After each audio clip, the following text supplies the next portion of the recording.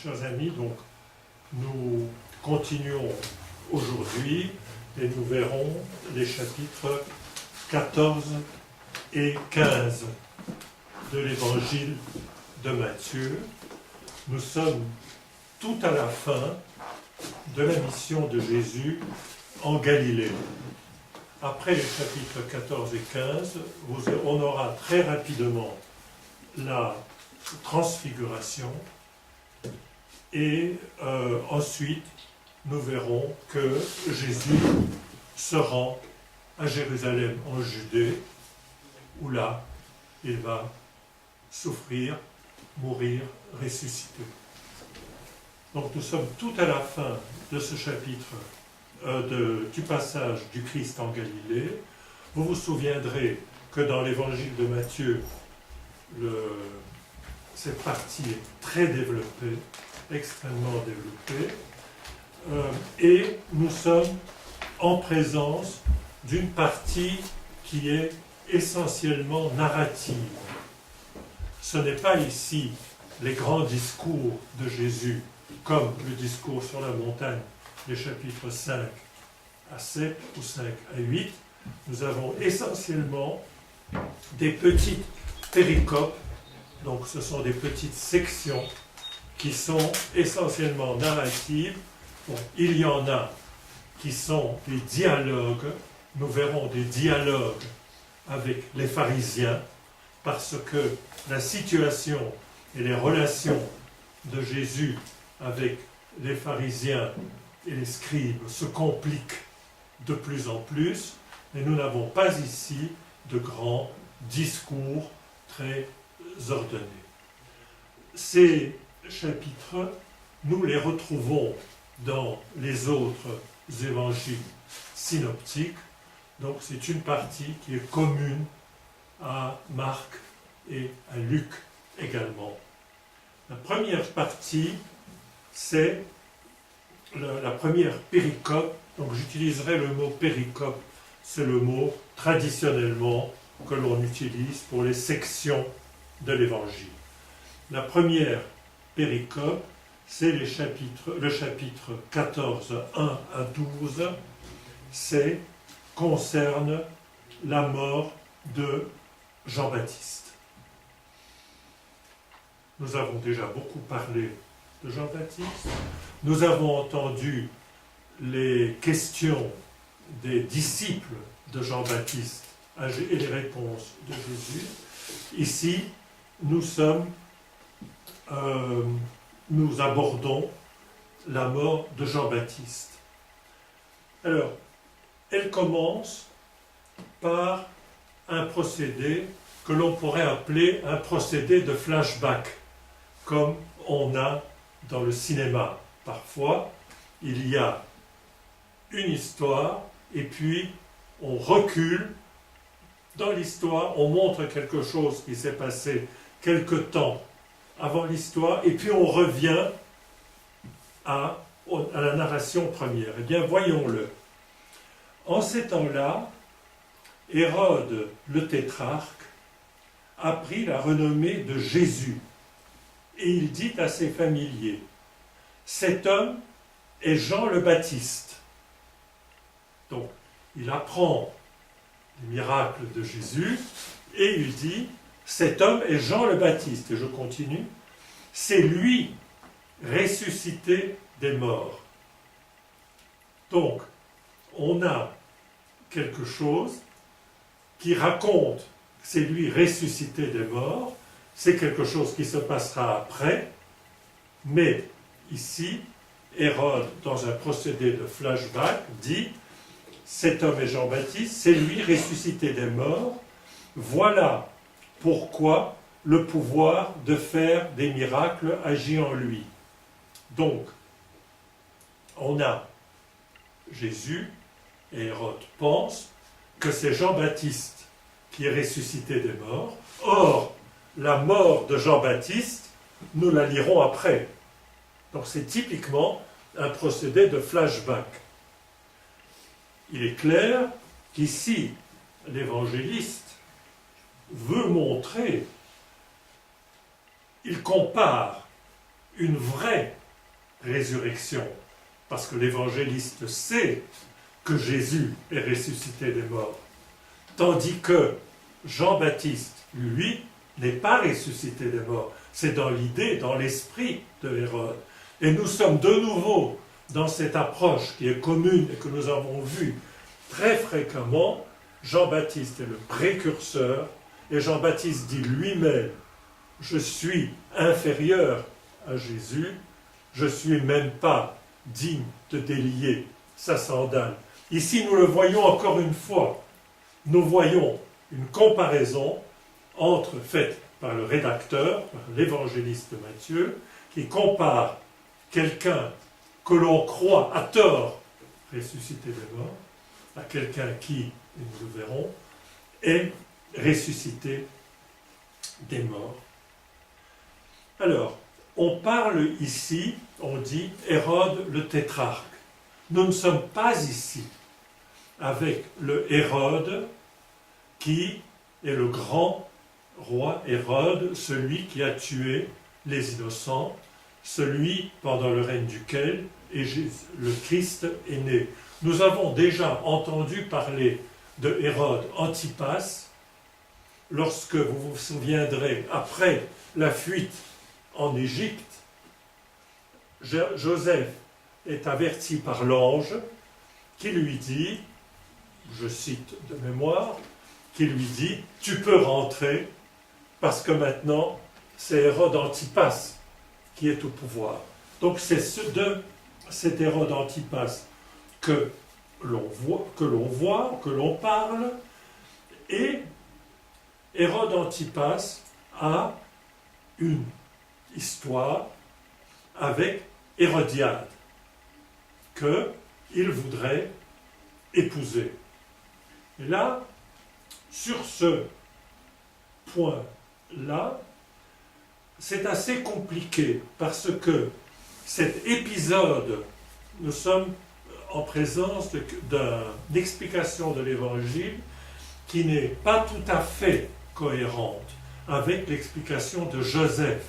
Ce n'est pas Joseph, le mari de Marie, c'est l'historien juif Joseph Flavius Joseph, qui lui parle également de cette affaire de Jean-Baptiste, d'Hérodiade, etc. Mais il semble qu'il y ait une confusion dans les Hérodes qui sont impliqués dans l'affaire, parce qu'il y avait Hérode Philippe, il y avait Hérode II. C'est assez compliqué, il semble qu'il y ait une certaine confusion. Alors lisons le passage. En effet, Hérode avait fait arrêter et enchaîner Jean et l'avait emprisonné à cause d'Hérodiade, la femme de son frère Philippe, car Jean lui disait « Il ne t'est pas permis de la garder pour femme. » Il y a une relation de parenté ou d'inceste, parce que Hérodiade avait épousé quelqu'un de la famille d'Hérode, et Hérode veut se marier avec lui, donc il y a une espèce d'inceste. Mais ce que nous voyons dans l'Évangile, c'est, comme Matthieu présente l'affaire, là, le grand responsable de la mort de Jean-Baptiste est Hérode, parce que Jean-Baptiste lui fait des reproches sur sa conduite. Dans d'autres évangiles, comme je pense dans l'évangile de Marc, c'est Hérodiade qui est la grande cause de la mort de Jean-Baptiste, tandis qu'ici, c'est plutôt l'accent sur Hérode. Bon, ce sont des différences que l'on trouve parfois dans les évangiles synoptiques. Nous continuons à lire. Bien qu'il voulût le faire mourir, Hérode eut peur de la foule qui tenait Jean pour un prophète. Donc il n'osait pas. Or, à l'anniversaire d'Hérode, la fille d'Hérodiade, celle que l'on appelle Salomé, la fille d'Hérodiade exécuta une danse devant les invités et plut à Hérode. Aussi s'engagea-t-il par serment à lui donner tout ce qu'elle demanderait. Poussé par sa mère, Hérodiade, elle lui dit, donne-moi ici, sur un plat, la tête de Jean-Baptiste. Le roi en fut attristé, mais à cause de son serment et des convives, il commanda de lui donner et envoya décapiter Jean dans sa prison. Alors, nous avons ici un épisode, nous voyons un roi qui fait une fête, nous avons la femme du roi qui demande à qui Hérode promet la moitié de son royaume, elle peut tout avoir, jusque et y compris la moitié de son royaume, et la femme Hérodiade, qui n'est pas un modèle de vertu, la femme Hérodiade demande la tête de Jean-Baptiste parce que Jean-Baptiste lui dit sa vérité. Donc vous avez bien cet épisode dans votre tête, nous venons de le lire, vous le connaissez tous par cœur, mais nous trouvons dans la Bible, dans l'Ancien Testament, un épisode qui est extrêmement proche d'un point de vue de structure. Pour cela, nous lisons le livre d'Esther. Alors nous allons 1443, qui est un des derniers livres de l'Ancien Testament. Nous avons la femme du roi qui est Esther, et il y a un premier ministre donc, dans la cour du roi, le roi Assuérus, voilà, et à la cour du roi, il y a un premier ministre qui s'appelle Haman, qui est très méchant parce qu'il veut la peau de tous les juifs. Et je ne vous ai pas dit que Esther était juive elle-même. Alors, Esther, je lis, au bout de 3 jours, voici ce qui arriva. Esther mit ses vêtements royaux et se tint dans la cour intérieure du palais face au palais. Le roi était assis sur son trône royal, le palais royal, face à la porte d'entrée. Alors, quand le roi vit Esther, la reine, se tenir dans la cour, elle suscita sa bienveillance, etc., etc. Alors le roi lui dit, « Qu'est-ce que tu as, Esther, ô reine? Quelle est ta requête? Jusqu'à la moitié de mon royaume, cela te sera accordé. » Parce qu'elle ne voulait pas venir pour des raisons que j'ai un peu oubliées quand vous lirez dans le livre d'Esther. Donc, il est déjà prêt à lui donner la moitié du royaume. Vous regardez quelque chose que nous avons vu dans l'évangile de Matthieu. Hein? Mais Esther répondit, « S'il plaît au roi, que le roi vienne avec Haman aujourd'hui au banquet que j'ai organisé pour lui. » Alors le roi dit, « Fais presser Haman pour obéir à l'invitation d'Esther, etc. » Le roi s'adressa à Esther, « Quelle est ta demande? Cela te sera accordé. Quelle est ta requête? Jusqu'à la moitié du royaume, ce sera fait. Ma demande, ma requête, si j'ai rencontré la bienveillance du roi, et s'il plaît au roi d'accorder ma demande et d'exécuter ma requête, qu'ils viennent avec Haman au banquet que je vais organiser pour eux, et demain, j'agirai selon l'ordre du roi. » Je passe le chapitre 6. Le roi et Haman vinrent banqueter avec Esther la reine, et ce second jour à la fin du banquet, le roi redit à Esther, « Quelle est ta demande, Esther, ô reine? Cela te sera accordé. » Donc on continue. En réponse, Esther dit, « Si j'ai rencontré ta bienveillance au roi, et s'il plaît au roi, que me soit accordée ma propre vie, telle est ma demande, et celle de mon peuple, telle est ma requête. » Son peuple, c'est le peuple juif, parce que le peuple juif était sous la menace de l'extermination par Haman. En effet, nous avons été vendus, moi et mon peuple, à exterminer, à tuer, à anéantir. Alors le roi s'adressa à Esther, la reine, en disant: Qu'est-ce et où est-il celui qui a conçu d'agir ainsi? Esther répondit: L'oppresseur et l'ennemi, c'est Haman, ce pervers. Haman fut alors bouleversé en face du roi et de la reine. Dans sa fureur, le roi quitta le banquet. Haman resta pour demander la vie sauve. Quand le roi revint du jardin du pavillon à la salle du banquet, Haman était effondré. Un ordre sortit de la bouche du roi et on passa une cagoule sur le visage de Haman et le roi dit qu'on le pende.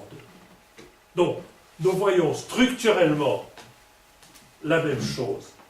Un roi qui promet la moitié de son royaume à la reine demande quelque chose, mais dans un cas, nous avons une reine qui est bonne et qui demande l'avis du Premier ministre pour sauver son peuple.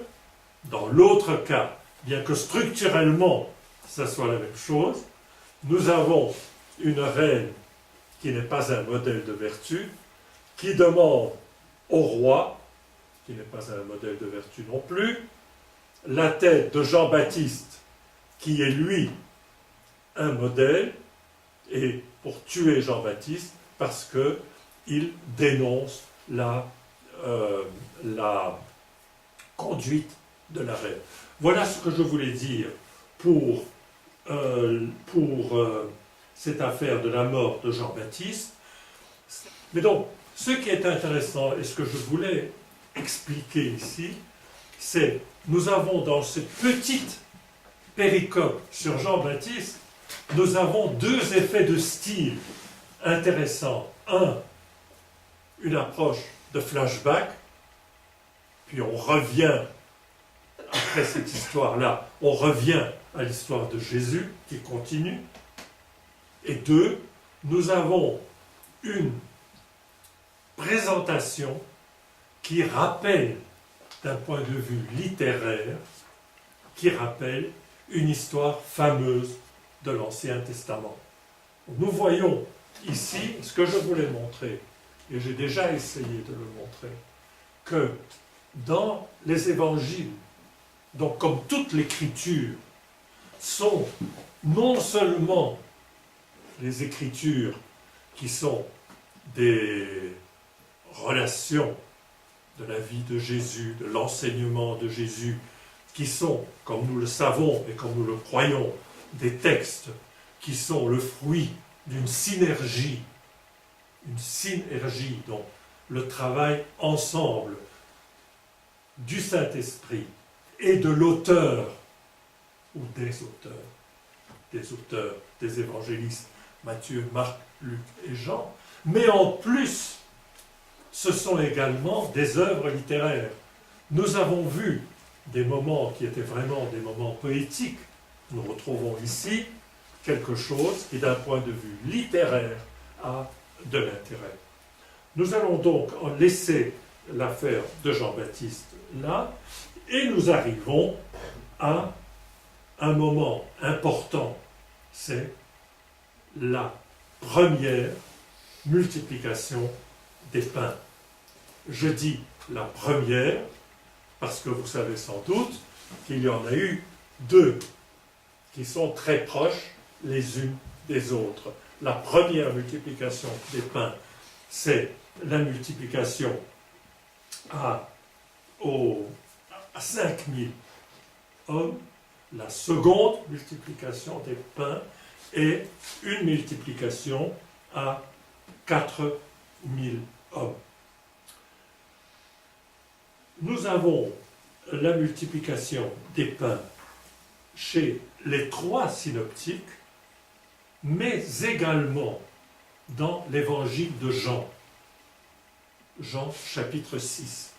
C'est un des rares cas où Jean reprend une péricope qui est racontée par les trois synoptiques. On peut dire et on peut penser que Jean a estimé que cette péricope était tellement importante qu'il était utile de le reprendre dans cet évangile, parce que nous savons qu'il y a beaucoup de choses, même très importantes, qui ne sont pas reprises par Jean. Nous savons par exemple que la transfiguration du Christ, élément tellement important, n'est pas repris dans l'évangile de Jean. Il n'est repris que dans les 3 synoptiques, et pas chez Jean. Non, dans la multiplication des pains, c'est repris par Jean. Je tâcherai de montrer, un peu plus tard, pourquoi je pense que Jean a, pour quelle raison théologique, Jean a estimé utile de reprendre ce miracle de la multiplication des pains. Dans l'évangile de Marc, cet événement est précédé de ce que je peux appeler un débriefing de la mission des 12 disciples. Vous vous souviendrez qu'il y a eu une première mission des 12 disciples, nous en avons parlé, elle est reprise dans l'ensemble des évangiles. Je vous ai dit à l'époque, vous vous souviendrez, qu'il y a une seconde mission des 70 ou des 72, bon, peu importe, qui n'est racontée que par Luc. Donc chez Luc, il y a 2 missions, les 12 et les 70 ou les 72, tandis que chez Marc et Matthieu, il n'y a qu'une seule mission, la mission des 12. Mais, comme je vous disais, il y a en Marc 6, ce que j'appelle, et seulement chez Marc 6, il y a un débriefing de cette mission. Je lis. Et les apôtres, c'est Marc 6, versets 30 et 31.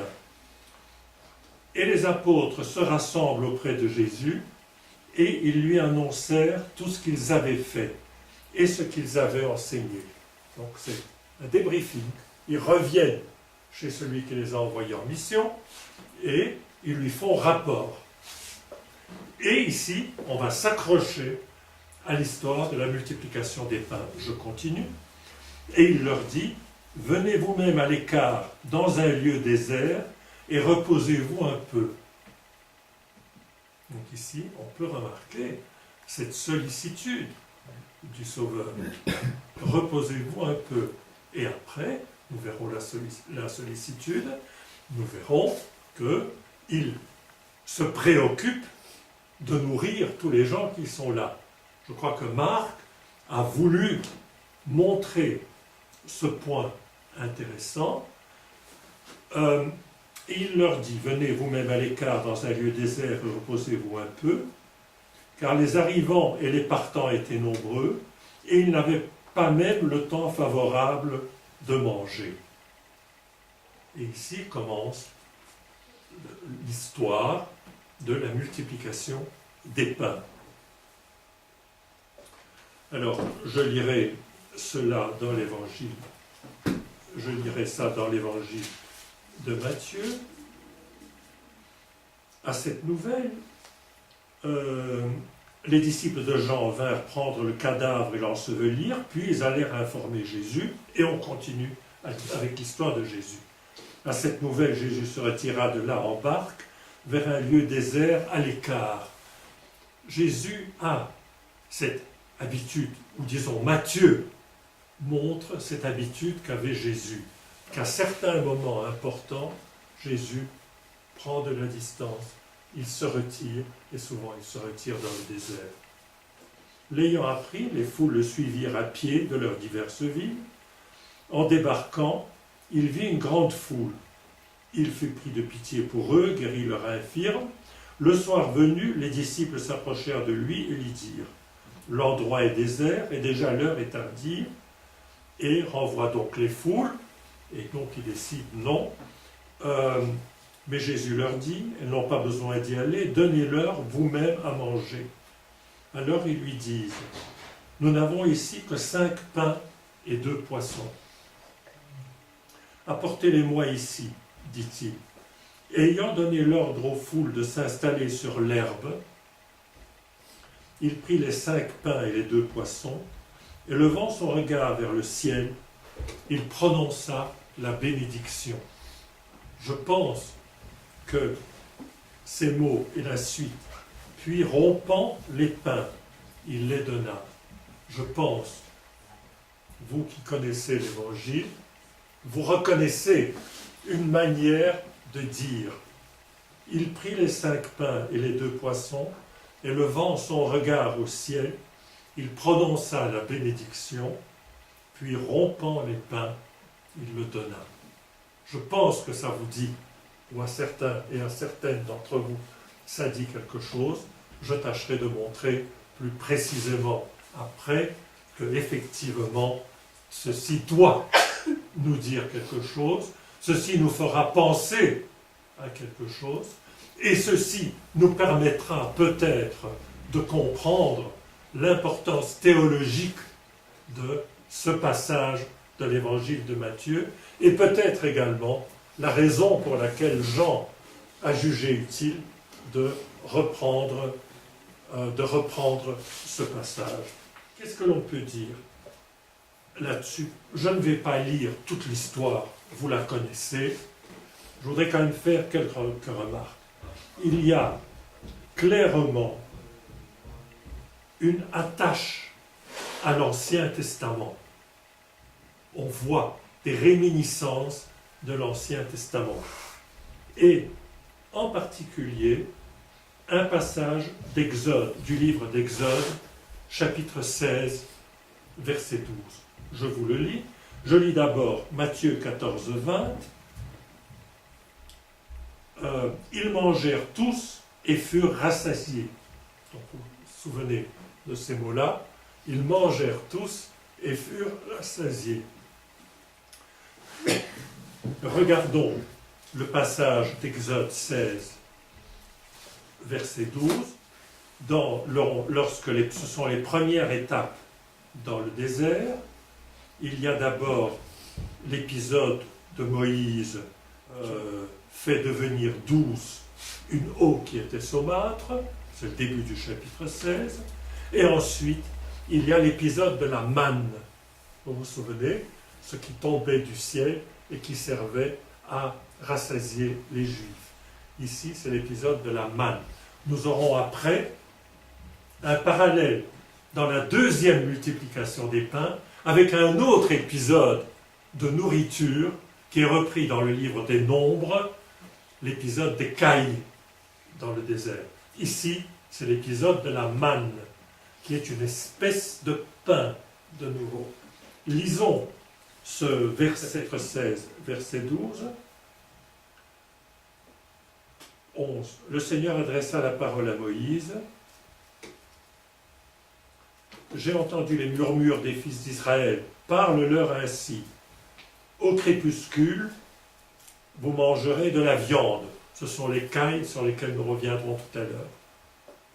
Le matin, vous vous rassasierez de pain et vous connaîtrez que c'est moi, le Seigneur, votre Dieu.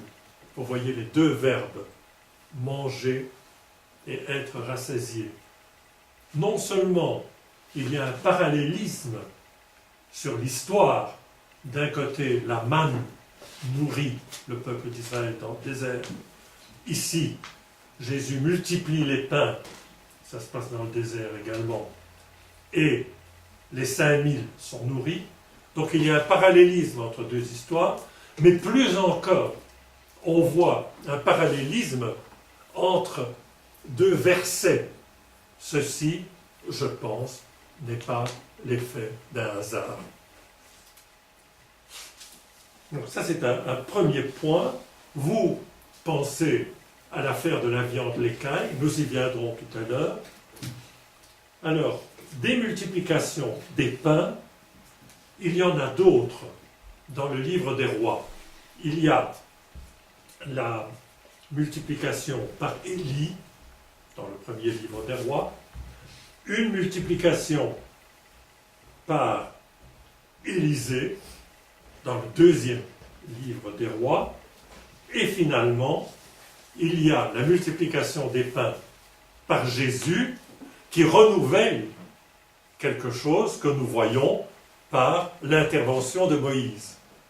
Donc, Jésus est, ici je simplifie, Jésus est présenté comme un nouveau Moïse, un nouveau Élie, un nouveau Élisée. Vous vous souvenez que les Juifs attendaient le retour d'Élie. On en a parlé dans l'épisode de Jean-Baptiste. Mais Jésus, l'évangéliste, le montre et voudra le montrer tout au travers de l'évangile. Jésus est supérieur à Moïse, puisqu'il prend la loi, mais il dit « Mais moi je vous dis que Moïse vous a dit, mais moi je vous dis que » et il multiplie. Jésus est supérieur à Élie et Jésus fait la multiplication des pains.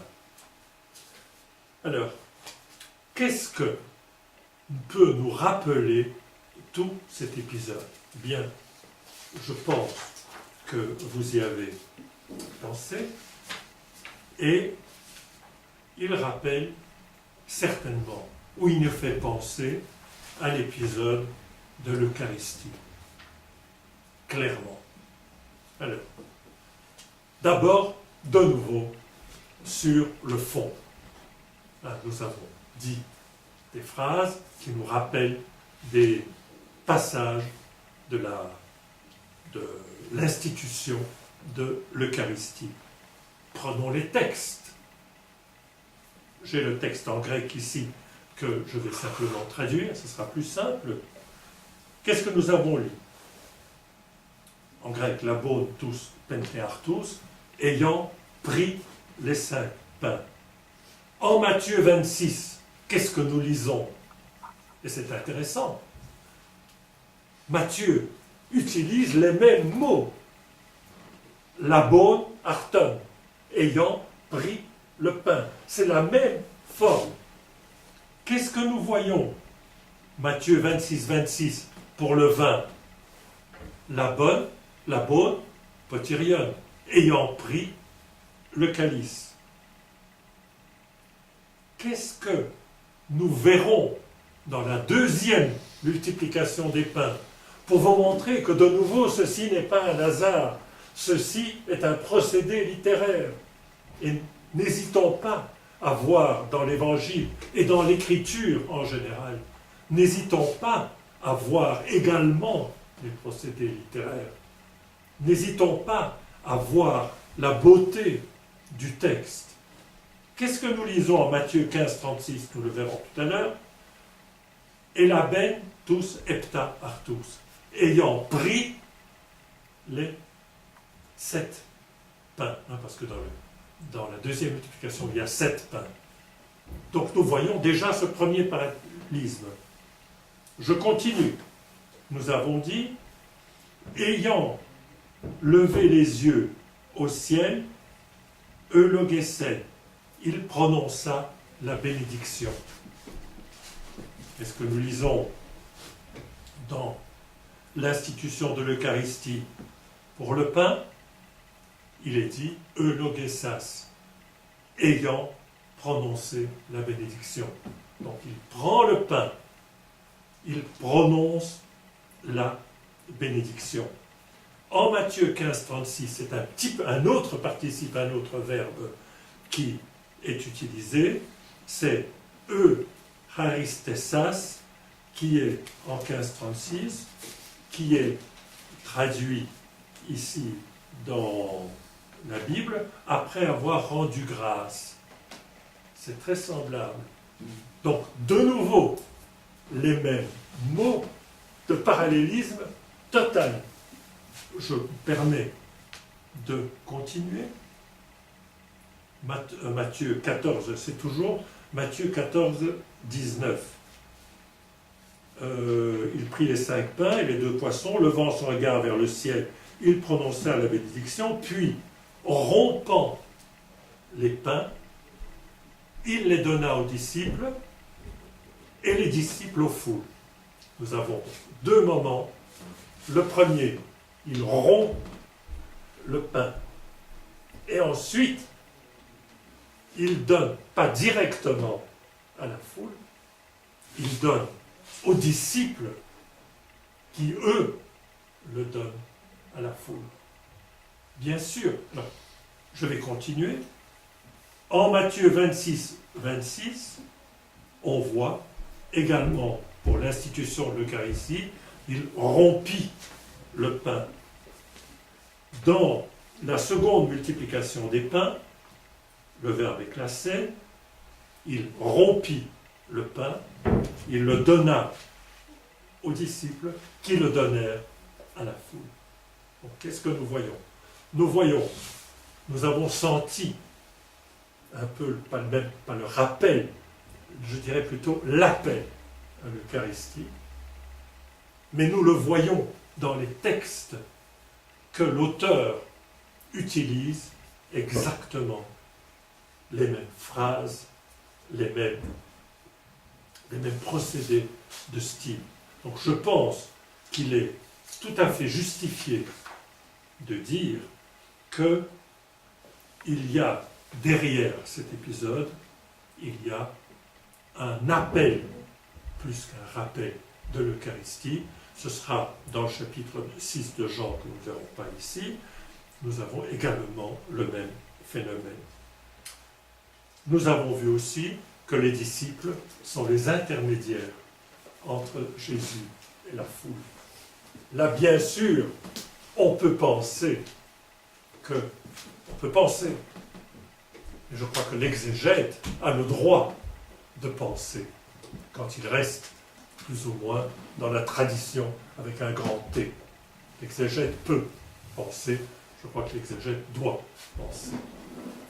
On peut certainement penser ici à ce qu'il y a quelque chose, une institution de quelque chose qui est intermédiaire entre.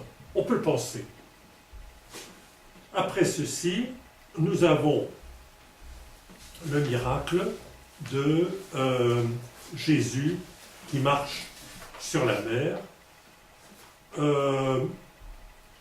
C'est un épisode qui, vous connaissez l'histoire. Donc il y a deux éléments. Jésus qui marche sur la mer, et puis l'épisode de Pierre qui se précipite à la rencontre de Jésus, puis à un moment perd la foi, commence à couler, et Jésus, à la suite de ça, lui dit « Homme de peu de foi, pourquoi as-tu douté ?» Et quand il fut remonté dans la barque, le vent tomba. Ceux qui étaient dans la barque se prosternèrent devant lui. Donc ceux qui étaient dans la barque, ce sont les disciples. Ils se prosternèrent devant lui et lui dirent « Vraiment, tu es fils de Dieu. » Ici, il y a une... Oui, j'ai parlé, vous avez vu le rôle de Pierre. C'est Pierre qui ne croit pas. Est-ce que les autres croient ou non? Ça, c'est une autre affaire. L'évangéliste nous dit que Pierre se précipite, et puis il ne croit pas, et puis les disciples disent « Vraiment, tu es fils de Dieu. » Nous avons ici de nouveau une anticipation, une prolepse, le mot savant, une anticipation de ce que nous verrons dans la confession de Pierre. C'est au chapitre 16, nous ne le verrons pas, mais je voudrais que vous y pensiez déjà. Arrivé dans la région de Césarée de Philippe, Jésus a interrogé ses disciples au dire des hommes qui est le Fils de l'homme. Ils dirent pour les uns Jean le Baptiste, pour d'autres Élie. Donc, qui est le Fils de l'homme? Donc Jésus parle de lui comme Fils de l'homme. Nous avons dit que Fils de l'homme a deux acceptions. Un, c'est un homme, et l'autre, c'est cette référence au personnage de Daniel dont on a parlé, le Vertridinmi, le vieux des jours, et le Fils de l'homme, c'est une espèce de caractérisation du Christ. Il dit, mais qu'est-ce que vous pensez que je suis? Les uns dirent, pour les uns, Jean le Baptiste. Tiens, pour les uns, nous avons vu qu'Hérode pensait que Jésus était Jean-Baptiste ressuscité. Pour les autres, Élie. Tiens, nous avons dit que certains croyaient que Jésus était Élie. Pour d'autres encore, Jérémie ou l'un des prophètes. Et il leur dit, « Et vous, qui dites-vous que je suis ?»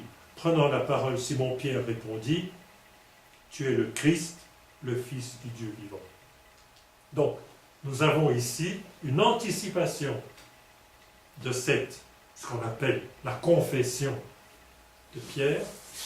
Nous avons une anticipation à l'épisode de Jésus qui marche sur les eaux, et de nouveau lié à Pierre. Ce n'est pas dit explicitement que c'est Pierre qui le dit, mais c'est quand même dans une péricope qui est liée à la personnalité de Pierre. Il y a ensuite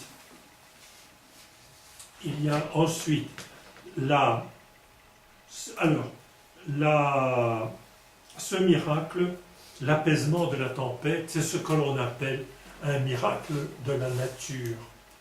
C'est quelque chose, c'est une action de ces Meyer, le théologien et l'exégète américain, dont je vous ai déjà parlé, qui, quand il considère les différents miracles, il parle des miracles de résurrection et il parle des miracles sur la nature. C'est vraiment une intervention de Jésus qui fait un miracle, un signe sur la nature. Encore un point sur lequel je voudrais insister. Donc il y avait, les disciples sont affolés parce qu'ils le voient marcher sur la mer. Les uns disent c'est un fantôme. Disaient-ils, et de peur, ils poussèrent des cris. Mais aussitôt Jésus leur parla, confiance, c'est moi. N'ayez pas peur. Le c'est moi. Ça, en grec, égoémie, vous vous souviendrez que, et je reprends, et un peu, on reprend toujours les mêmes choses, mais je crois qu'il y a des choses sur lesquelles il faut insister. Moïse vous dit que, et moi, je vous dis que. Ce égoïmie est très important. Mais pourquoi est-il encore plus important? Je vous rappelle le passage du livre d'Exode, chapitre 3, verset 14, un passage tout à fait fondamental dans l'Ancien Testament, dans la Torah, dans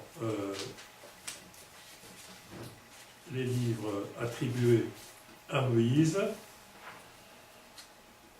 Moïse faisait paître le troupeau de son beau-père Jéthro, etc. L'ange du Seigneur lui apparut dans une flamme de feu du milieu du buisson. Il regarda, le buisson était en feu et le buisson n'était pas dévoré.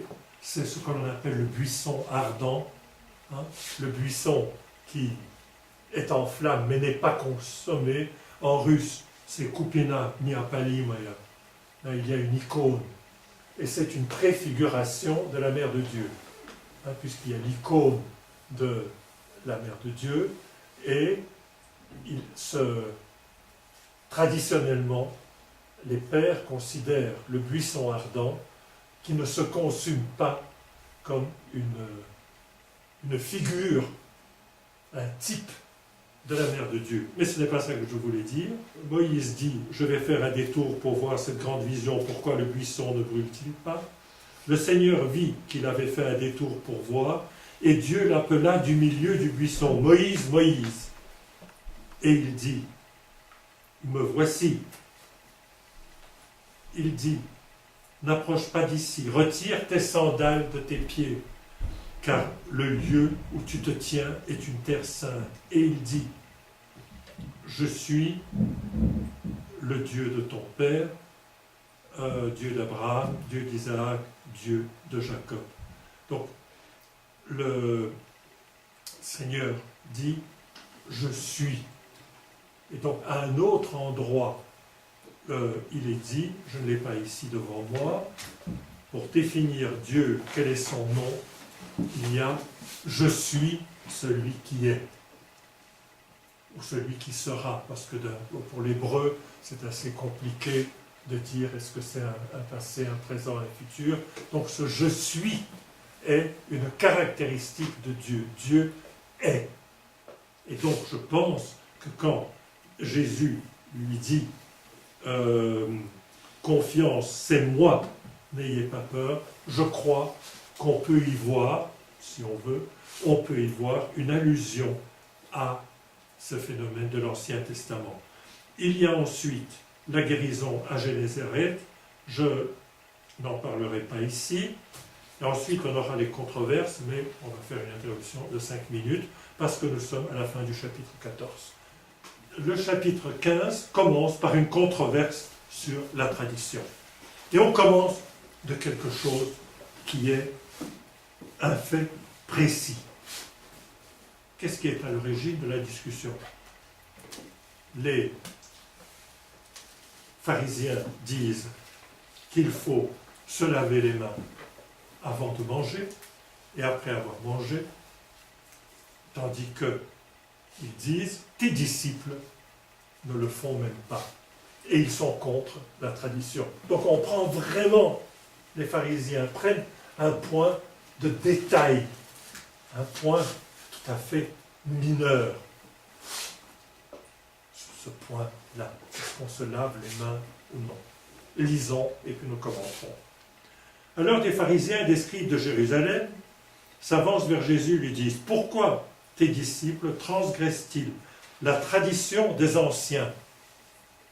Nous, ici un commentaire, on a toujours fait comme ça à l'Église, donc maintenant on doit continuer. Ça, c'est important. On trouve le même discours dans les pharisiens. En effet, ils ne se lavent pas les mains quand ils prennent leur repas. Voilà. C'est quand même grave. Les disciples ne se lavent pas les mains avant le repas. Mais qu'est-ce que l'on peut dire là-dessus? On fait une transgression des traditions des anciens. Parlons un peu des traditions. L'ensemble des traditions, elles s'étaient reprises d'une manière orale chez les Juifs avant Jésus-Christ.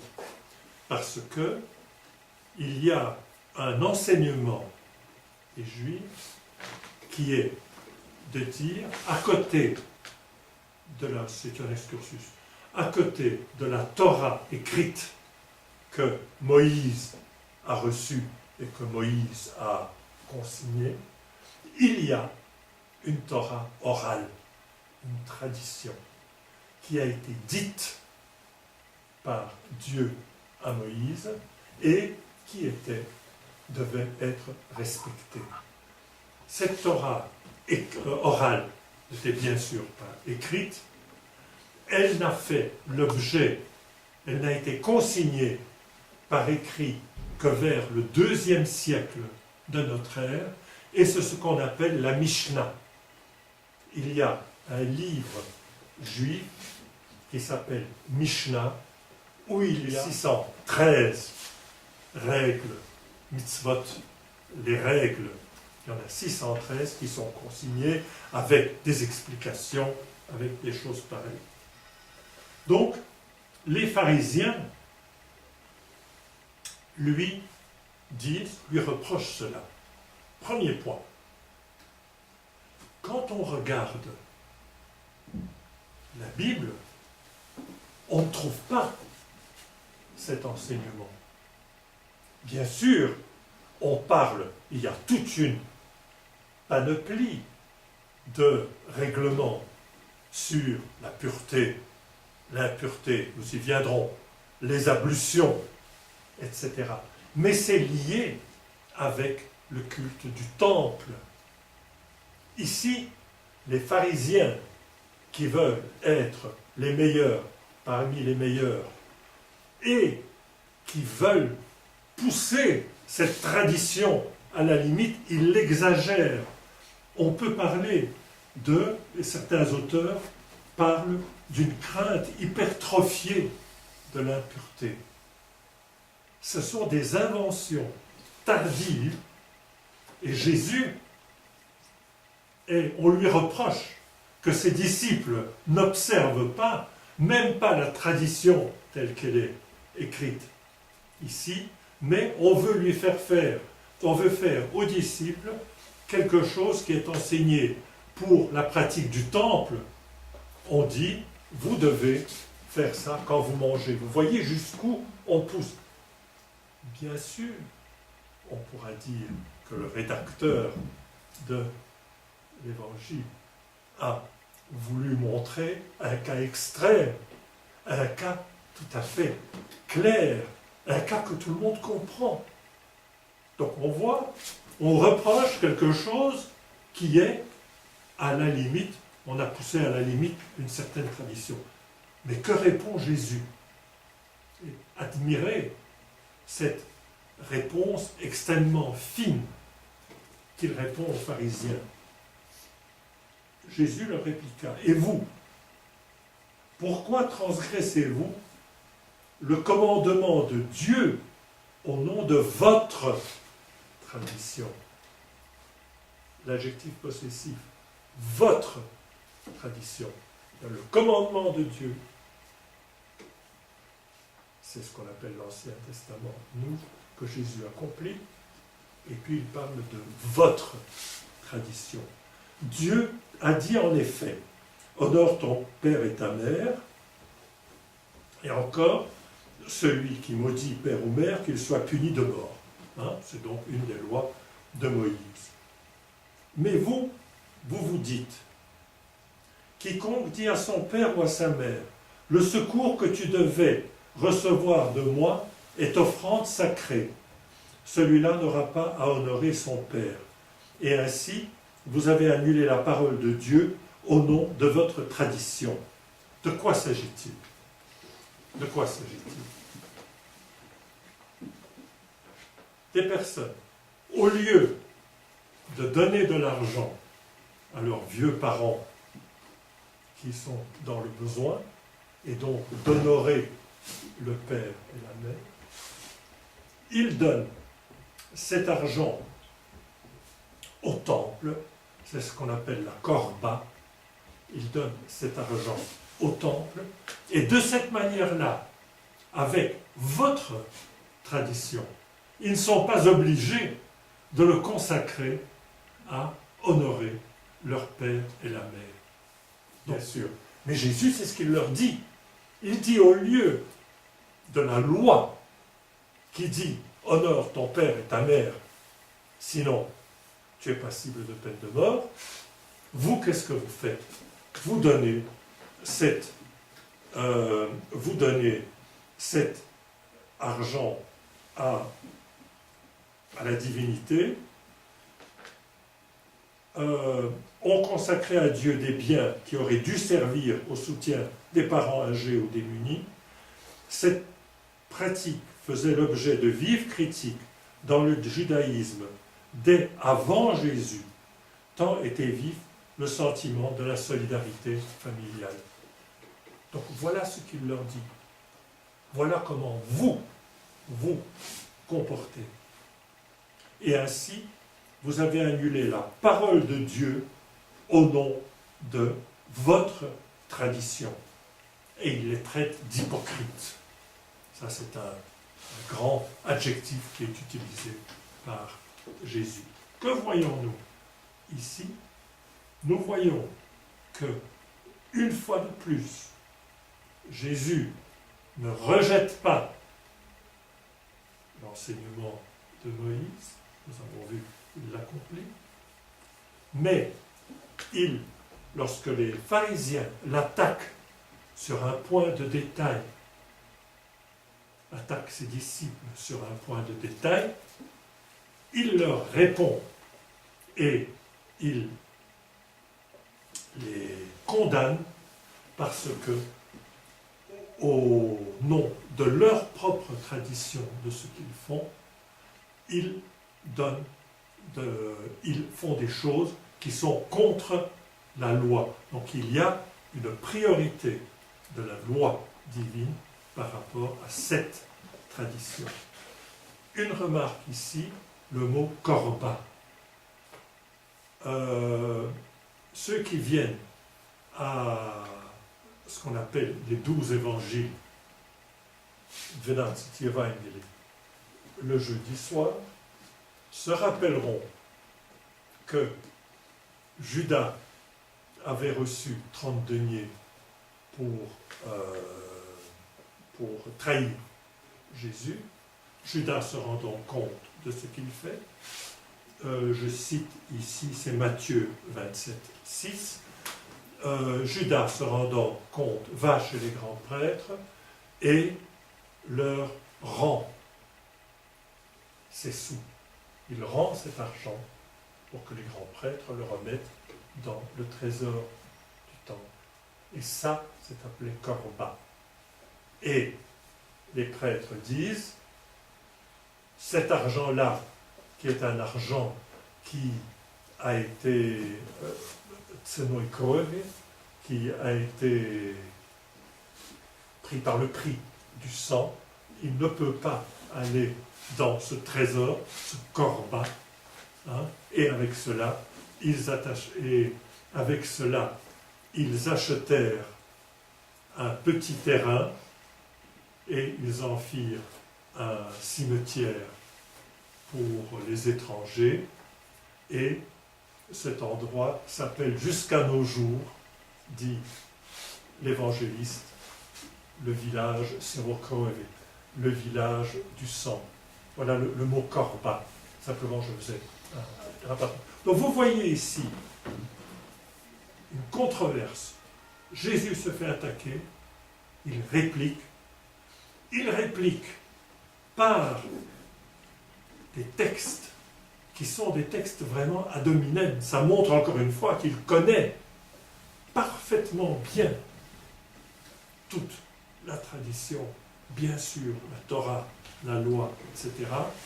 Et il retourne comme une crêpe les pharisiens, et on peut bien comprendre que nous verrons de plus en plus loin dans l'Évangile cette hostilité qui va aller grandissant entre les pharisiens et les scribes d'un côté et les sadducéens et Jésus, qui va terminer de la manière que l'on connaît. Ensuite, nous avons une péricope sur le pur et l'impur. Donc,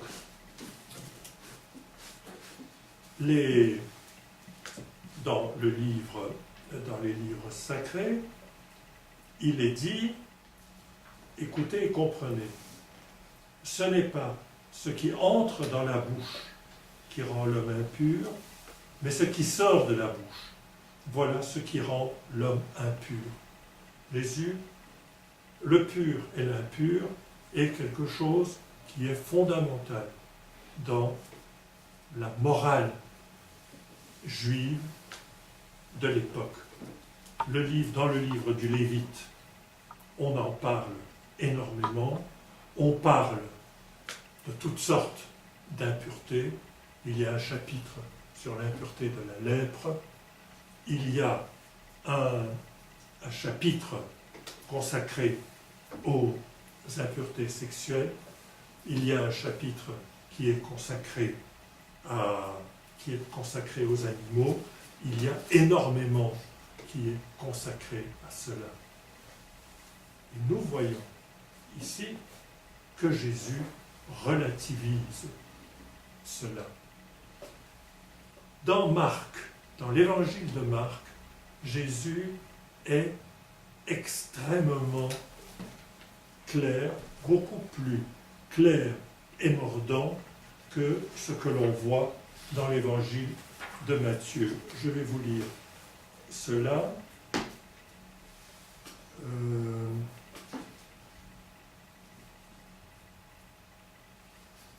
Marc dit, il n'y a rien à l'extérieur de l'homme pénétrant en lui qui peut le rendre impur.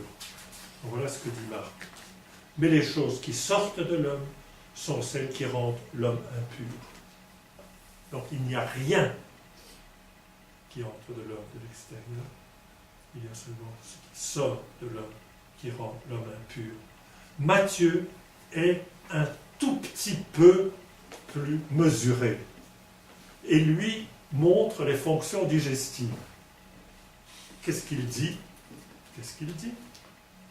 Écoutez et comprenez. Non pas ce qui entre en la bouche rend l'homme impur, verset 11, 15, verset 11. Mais ce qui sort de la bouche, cela rend l'homme impur. Marc, beaucoup plus catégorique. Ici, Matthieu parle de ce qui entre par la bouche et de ce qui sort par la bouche. Il continue. Ne comprenez-vous pas que tout ce qui pénètre dans la bouche passe dans le ventre et est rejeté au lieu. Mais les choses qui sortent de la bouche procèdent du cœur et celles-là rendent l'homme impur. Car du cœur procèdent les desseins méchants, meurtre, adultère, débauche, vol, etc. Toute la deuxième partie des commandements de Moïse. Donc, ce que l'on voit, je crois qu'il est intéressant de montrer ici que Matthieu est un peu moins catégorique que Marc. Je pense qu'on peut l'expliquer par le fait que Matthieu s'adressait à une communauté de judéo-chrétiens et il ne voulait pas catégoriquement rejeter ces notions de pur et d'impur, et c'est pour ça qu'il parle de ce qui rentre dans la bouche, ce qui sort dans la bouche, etc. Nous avons, ensuite j'accélère un petit peu, nous avons ensuite l'épisode de la guérison de la fille de la Cananéenne, c'est ce qu'on appelle la syrophénicienne dans un autre évangile. Là, ce qui est intéressant, c'est que au début, Jésus dit « Je n'ai été envoyé qu'aux brebis perdues de la maison d'Israël », parce qu'elle est cananéenne, donc il dit « Je n'ai rien à voir avec toi ». Mais à la fin de la péricope, lorsque elle dit « C'est vrai Seigneur », et justement les petits chiens mangent des miettes qui tombent de la table de leur maître, alors Jésus lui répondit « Femme, ta foi est grande, qu'il t'arrive comme tu le veux. » Et sa fille fut guérie dès cette heure-là. Donc on voit chez Matthieu, au départ, il dit « Moi, je ne suis pas venu pour ceux qui ne sont pas de mon peuple, je suis venu pour les brebis perdues d'Israël. » À la fin, il élargit son approche. Je pense qu'on peut comparer cela à toute la texture globale de l'Évangile. Nous en avons parlé. Au début, dans la généalogie de Jésus, on montre son ancrage total dans la Terre Sainte, dans le monde juif. On voit qu'il remonte à Abraham, au monde juif, mais à la fin, l'Évangile, c'est aller enseigner toutes les nations. Je pense que c'est un petit peu la même chose que l'on trouve ici. Ensuite, nous aurons la deuxième multiplication des pains. Ici, nous avons parlé qu'on parlait de la viande dans le livre de l'Exode. Je voudrais rappeler un passage du livre des Nombres. Nombres chapitre 11, verset 13. Voilà. Voilà. C'est le peuple, la péricope. Le peuple réclame de la viande. Il y avait parmi eux un ramassis de gens qui furent saisis de convoitises, etc.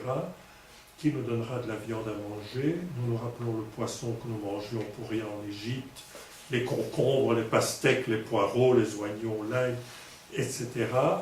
Il dit que c'était 11, verset 13. Moïse se demande, où trouverai-je de la viande pour en donner à tout ce peuple qui me poursuit de ses pleurs et me dit, donne-nous de la viande à manger. Qu'est-ce que nous voyons en 15, 33? Et les disciples lui disent, d'où aurons-nous dans un désert assez de pain pour rassasier une telle foule? Donc, vous voyez la même phrase. Moïse se demande, où trouverai-je de la viande pour nourrir tout le monde. Ici, nous voyons, les disciples disent à Jésus, d'où aurons-nous dans un désert assez de pain pour rassasier une telle foule? Bon, c'est donc l'épisode des cailles, mais qui est adapté dans l'évangile ici, et au lieu des cailles, on parle du pain. Mais de nouveau, nous avons une formulation qui nous rappelle à l'identique une formulation de l'Ancien Testament. Alors, le chapitre 16, on commence un tout petit morceau. Les Juifs demandent un nouveau signe. On avait vu qu'ils avaient demandé un premier signe, qui était ce que l'on a appelé le signe de Jonas. Vous souvenez cela. Ici, c'est les signes de temps. Les pharisiens et les sadducéens s'avancèrent et pour lui tendre un piège, lui demandèrent de leur montrer un signe qui vienne du ciel. Il leur répondit. Ici, je vous demande d'admirer la formulation poétique. Le soir venu, vous dites, il va faire beau temps, car le ciel est rouge feu. Et le matin, aujourd'hui, mauvais temps, car le ciel est rouge sombre.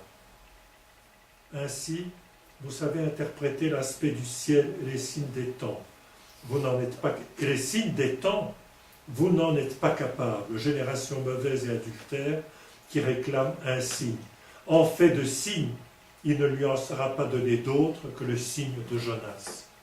Donc, vous êtes capable de faire la météo, de faire de la prédiction, mais pour voir vraiment les vrais signes, vous demandez toujours des signes, vous n'en aurez pas d'autre que le signe de Jonas qui a été présenté par Matthieu plus tôt. Et enfin, il y a une petite parabole sur le levain des pharisiens. Le contexte, les apôtres, les disciples se rendent compte qu'ils ont, en passant sur l'autre rive, ils oublient de prendre du pain. Ils oublient. Il y avait des grandes mannes, des grandes corbeilles de pain, ils oublient d'en prendre. Alors, Jésus leur dit, attention, gardez-vous du levain des pharisiens et des sadducéens. Eux se faisaient cette réflexion, c'est que nous n'avons pas pris de pain.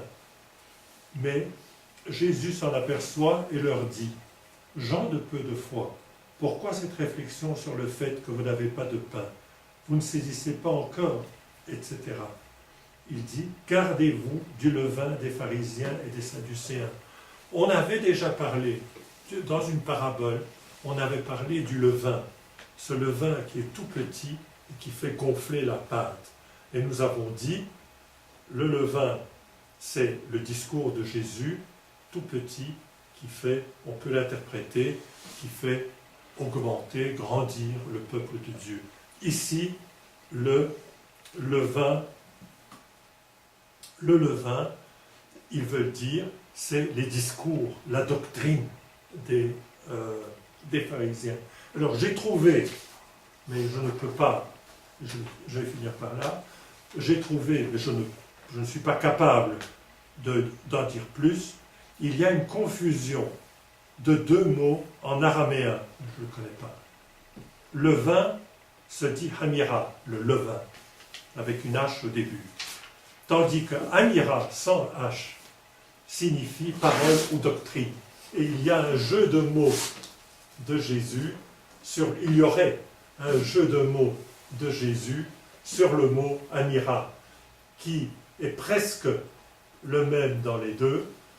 Dans un sens, il veut dire le levain, et de l'autre côté, la doctrine. Et à ce moment-là, l'explication que je donne quand Jésus parle du levain des pharisiens, c'est la doctrine des pharisiens, s'explique. Le père Léonite dit très souvent qu'on voit dans les évangiles des jeux de mots sur, je me souviens, sur les pierres et les enfants d'Israël, que c'est le même mot ou la même racine.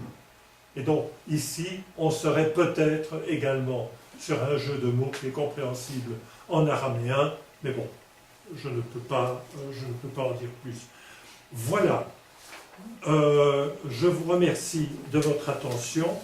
Donc nous avons fini tout le voyage de Jésus en Galilée.